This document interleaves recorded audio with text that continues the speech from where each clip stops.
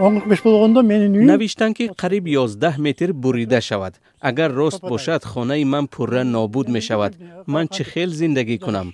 کسی آگاه نکرد. هم تو آمده نوشتند. اموربек Дубашеви 85 сола ҳафтаи гузашта хабар ёфт ки эҳтимолан бехонаву дар мемонад.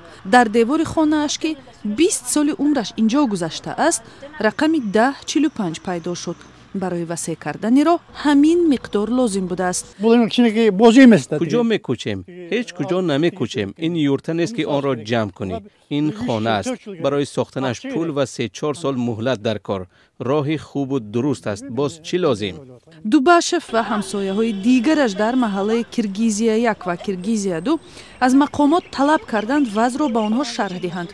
مقامات گفتند بیش از 60 объект یعنی خانه، دیوار، ساختمان‌های دیگر باید از بین برده شوند. شهرداری میگوید آنها از خط سرخ عبور میکنند. ساکنان حجت دارند که همش قانونی است. Приходят и говорят о том, что теперь на вашей территории находится линия проектирования. Подчеркну. اومدن میگویند که در جای شما خط نقشه میگذرد. اما گپ مهم این است که این خط نقشه است. این خط سرخ نیست که شهردار یا ریاست معماری میگوید. آن تا امروز قانونی نشده است. Красная линия. И она не узаконена на сегодняшний день. در ریاست معماری از دعوای ساکنان خوشنود نیستند. صحبت را از منع عکس و نوارگیری و جمع‌آوری تلفن سر کردند. گفتند معلومات از جمله نقشه شهر مخفی است. حتی بعد ملاقات هم بسیاری‌ها قانع نشدند. صاحبان خانه‌ها به حقوق خود و سندهای منزل پایفشاری می‌کنند. مقامات میگویند شهر باید رشد کند.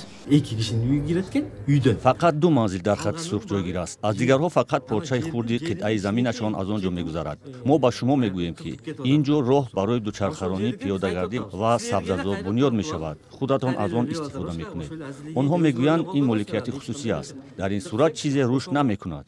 خیابان چینگیز ایتماتов شاهرگ مهم شهر می باشد. این راه حکومتی راست به قرارگاه الوارچه می برد که قصر نوی پرزیدنت آنجا است. در نزدیکی آن خانه و زمین های جای گیرند که باید برداشته شوند.